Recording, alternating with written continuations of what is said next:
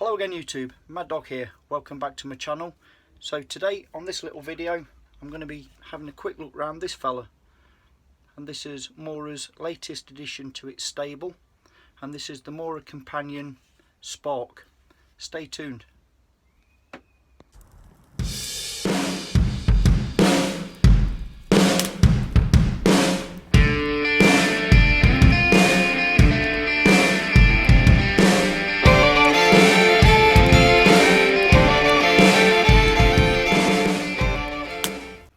Okay, so what we have is Mora's latest addition to its stable, and that is the Mora Spark, as previously stated.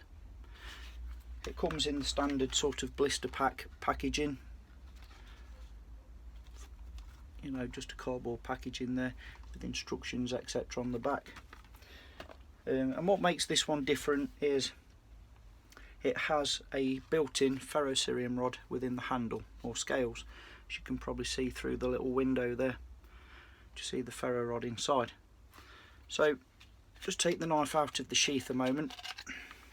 So it comes with a standard type of Mora sheath, hard plastic with a bit of a thumb ramp, the button interlocking attachment system there for further added on tools, knives, the belt loop, the drainage hole, nothing out of the ordinary there from Mora.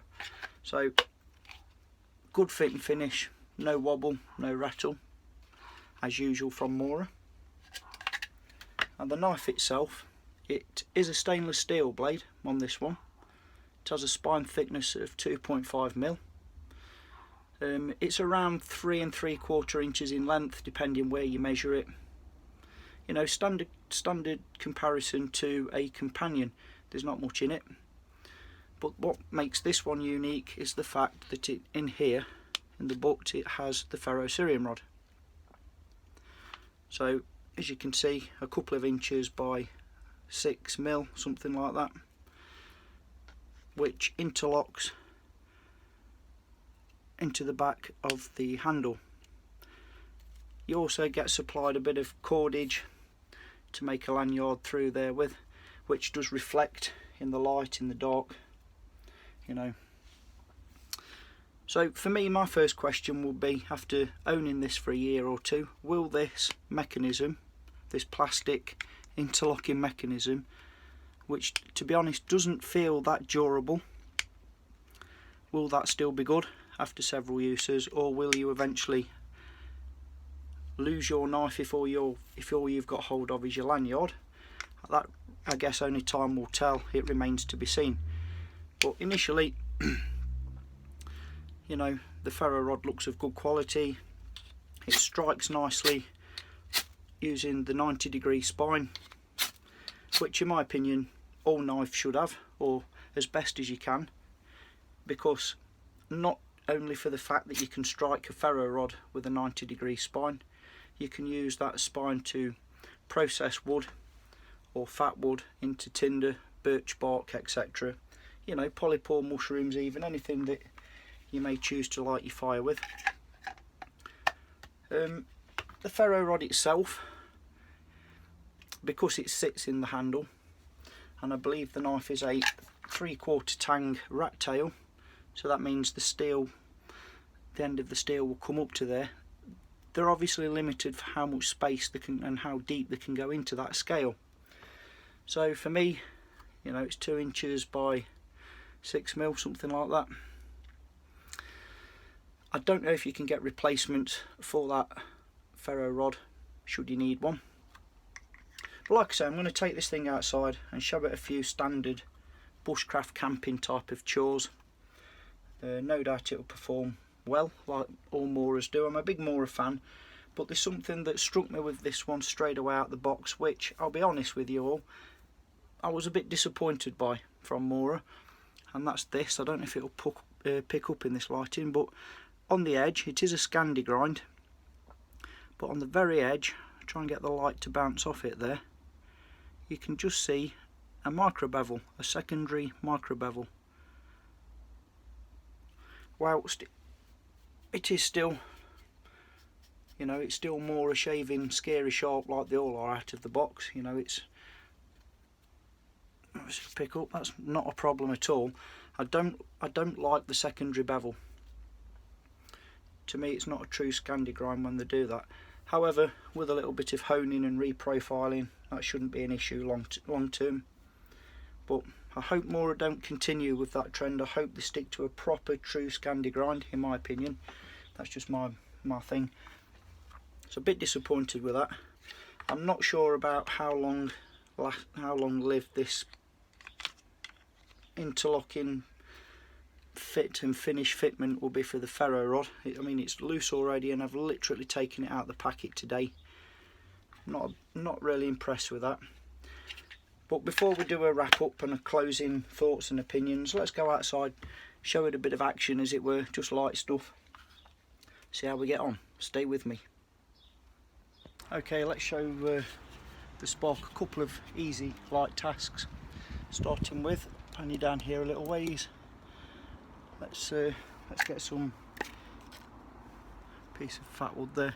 Let's get some wire dust made and try out the new ferro rod. It is quite windy today, so might be easier said than done. But again, if it's picking up, but the 90-degree spine, beautiful.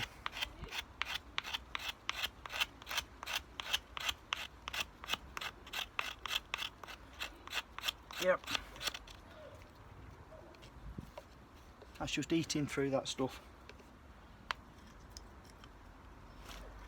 And just some nice scrapings as well to add a bit of body to the tinder.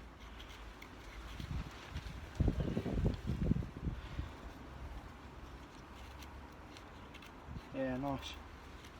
Cuts it like butter. Get some real nice fine shavings off of that. So, will the ferro rod work?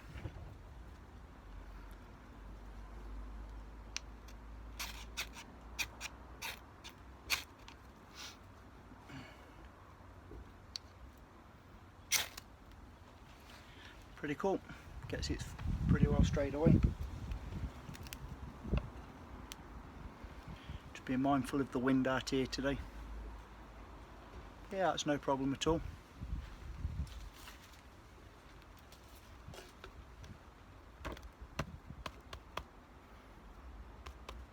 Okay.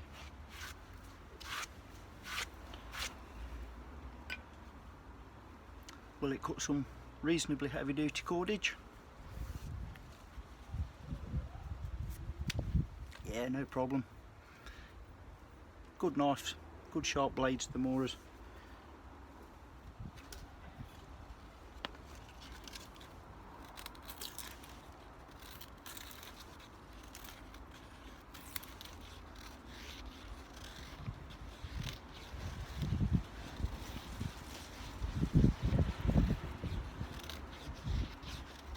As you can see, nice fine feathers, not a problem at all.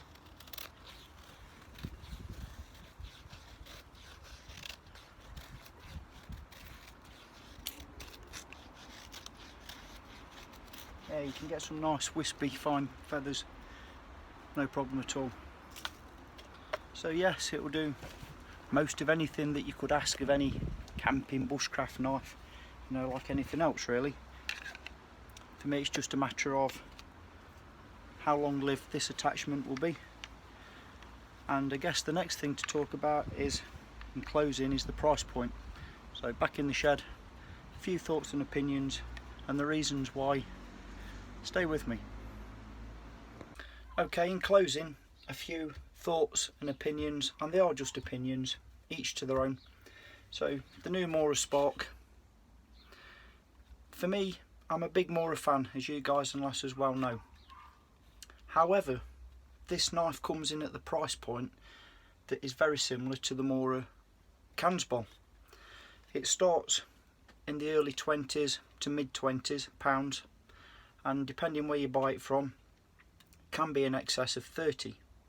So, you know, between 20 and 30 pounds over here in the UK. Now for me, that's where it's a problem. So I'll just pan you down here and explain myself and show you why. so bear with me please. So the standard companion, this is the carbon steel one.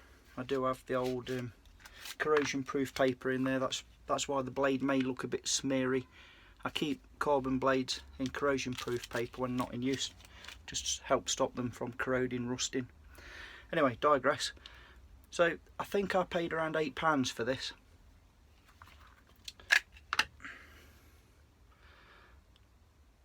So whilst it is 0.5 millimetre less in material thickness, the overall size, design and style are very comparable. £8 that one was. Same sort of sheath, same high finish. Just bear that in mind. Cheap Chinese ferro rod that works fantastically with a 90-degree spine off anything. I think this was about £5.99, £6, something like that. Comes with its own striker, obviously. British Army issue ferro rod, BCB type of thing. I think this is about £8. And if you really want to push the boat out, bring on the plug.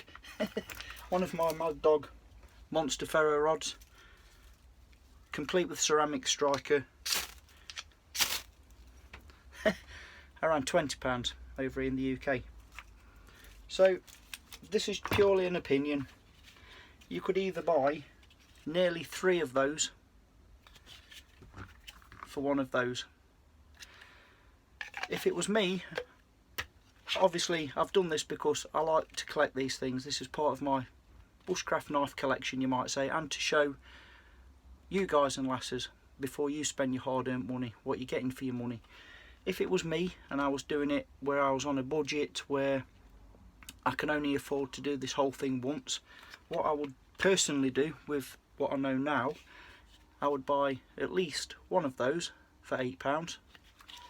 I would buy either or ferro rods, which are better because you're going to get more use out of them. They're more durable, they're not integral to the knife, so if this fails, this doesn't, and vice versa. So I would buy one or both of those. I'd still have £10+ in my back pocket towards my next project or my next tool. Or buy 2 of those and 1 ferro rod. You get the point. One of those and a Mad Dog monster or some other product. So for me, when you actually see what you get for your money, I'm obviously going to compare it against my stuff, but when you actually see what you get for your money, you know, it's a bit of a disappointment for the price point. I think if Mora was able to sell these, I don't know, how much extra would you pay? £4 or £5 for the added benefit of the ferrocerium rod that's built in, then yeah, fair enough. But to increase the price nearly 3 times as much for a ferrocerium rod, which is 2 inches by 6mm, if truth be told, and has also potentially created a failure point on the handle of your knife, which in my opinion is still the most important piece of kit that anybody can carry, then for me, I'm sorry Mora, as much as I love you guys and lasses out there and what you do, for me this is a fail. I would prefer the standard companion and a separate ferro rod. Sorry if this is a bit of a disappointment to anybody out there. Crikey me, it's hot in here. Please do excuse me a moment. So, like I've said before, I'm a big supporter of the Mora brand. I love what they do. But I think this is bordering on gimmickry and definitely bordering on extortion for the price, on the price point compared to their standard range, their standard line. Just my opinion. Take it for what it is. You guys and lasses make your own minds up. I tell you the truth, I'm not promoted or sponsored by anybody. I've got no hidden agenda other than giving you the truth and the facts as best as I can. Opinion based, of course, with some experience, and that's how it is. Anyway, I thank you all very much for your views, your continued support. I really appreciate it. I can't believe how my channel is growing in subscriptions. So all my newcomers, welcome aboard. You're all very welcome. Please stay with me. And I'm going to sign off for now because I'm absolutely cooking in this shed. Have a great week, everybody. Take care and I'll see you all soon. Mad Dog signing off. Yeah!